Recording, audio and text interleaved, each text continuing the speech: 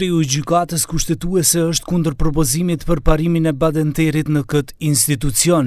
Darko Kostadinovski refuzoi kategorikisht këtë parim të shumicës së dyfish që të zbatohet në gjykatën kushtetuese, pasi që sipas tij nuk do të vlen më argumentet juridike, por do të vinë në shprehje kushtëzimet politike. Badenteroviот принцип е многу значаен принцип. Значаен за органи, политички органи, какви што се собранието, каде што се носат законите, каде што се изменуваат и дополнуваат законите. Уставниот суд не е политички орган. Доколку се примени бадентер во Уставниот суд, тоа ќе значи дека не правни, него друг тип на расудувања ќе одлучуваат за уставноста и законитоста и за слободите и правата на човекот и на граѓаните. Такво нешто не постои никаде во светот.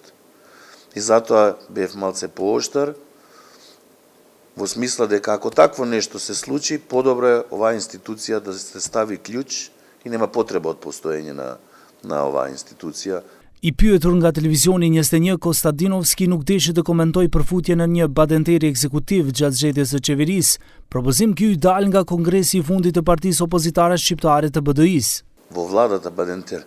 Не, ќе се воздржам од коментар, затоа кажувам, бадентерот како принцип е многу корисен и значаен во политичкиот орган каде што се носат законите. Значи законите, нивната примена значат гаранции за слободите и правата на секој еден граѓанин и на немнозинските заедници. Тоа е смислата на бадентеровиот принцип. Еве да одам чекор понапред. Ако мене ме прашувате лично, јас сметам дека бадентеровиот принцип нема место нити во судскиот совет. Затоа што тогаш други критериуми се. Ме разбирате, кога имате бадентеров принцип, нема правни аргументи.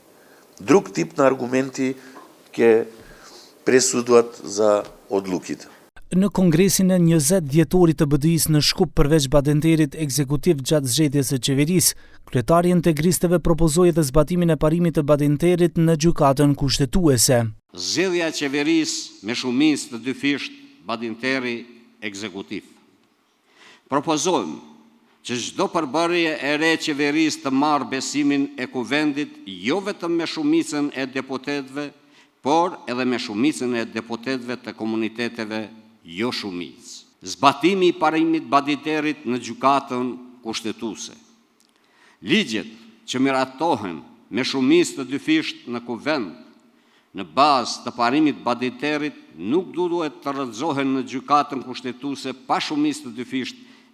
Sipas idesë së BDI-s, ligjet që miratohen me shumicë të dyfisht në kuvend në bazë të parimit të badenterit nuk duhet të rrëzohen në gjykatën kushtetuese pa shumicë të dyfisht dhe në radhët të gjykatësve. Ndryshe edhe nga vlen mbështesin idenë për të vendosur badenter në kushtetuese.